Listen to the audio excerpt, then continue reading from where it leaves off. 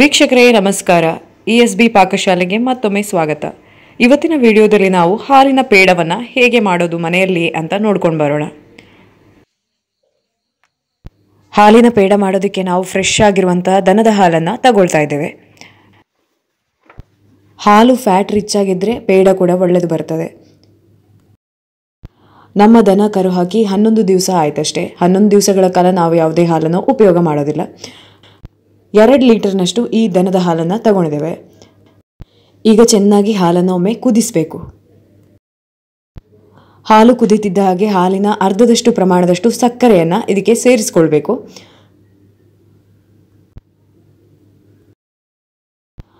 ಇದನ್ನು ಕೈಯಾಡಿಸ್ತಾನೆ ಇರಬೇಕು, ಯಾಕಂದರೆ ಹಾಲು ತಳ ಹಿಡಿಯುವಂತಹ ಸಾಧ್ಯತೆ ಜಾಸ್ತಿ ಇರುತ್ತೆ.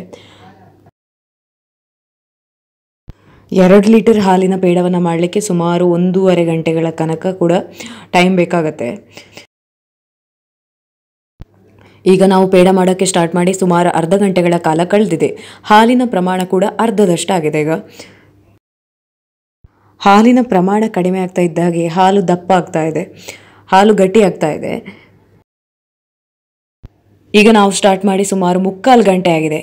ನೋಡಿ, ಹಾಲು ಸೈಡಲ್ಲೆಲ್ಲ ಗಟ್ಟಿ ಆಗ್ತಾ ಬರ್ತಾ ಇದೆ. ಈಗ ನೋಡಿ, ಹಾಲು ಗಟ್ಟಿ ಆಗ್ತಾ ಇರುವಂಥದ್ದು ಕಾಣ್ತಾ ಇದೆ. ಸುಮಾರು 1 ಗಂಟೆ 5 ನಿಮಿಷ ಆಗಿದೆ. ನೋಡಿ, ಪೇಡ ಆಲ್ಮೋಸ್ಟ್ ಆಗ್ತಾ ಬಂದಿದೆ.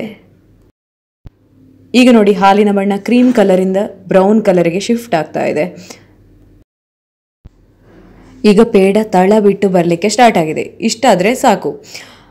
ಸುಮಾರು 1.5 ಗಂಟೆಗಳ ಕಾಲ ಬೇಕಾಯ್ತು ನಮಗೆ ಇಷ್ಟು ಮಾಡಬೇಕಾದ್ರೆ.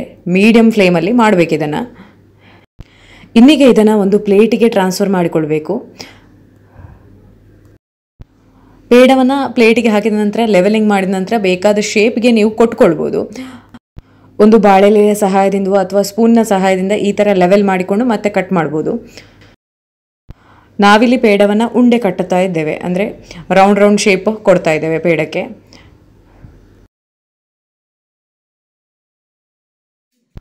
ನಿಮಗೆ ಬೇಕಾದ ಶೇಪಲ್ಲಿ ನೀವು ಮಾಡಿಕೊಳ್ಬೋದು.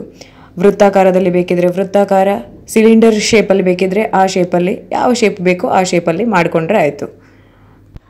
ಬರೀ ಸಕ್ಕರೆ ಮತ್ತು ಹಾಲಿದ್ರೆ ಸಾಕು ಈ ಪೇಡ ಮಾಡೋದಕ್ಕೆ. ಸುಲಭವಾಗಿ ಮನೆಯಲ್ಲೇ ಮಾಡ್ಕೊಳ್ಬೋದು.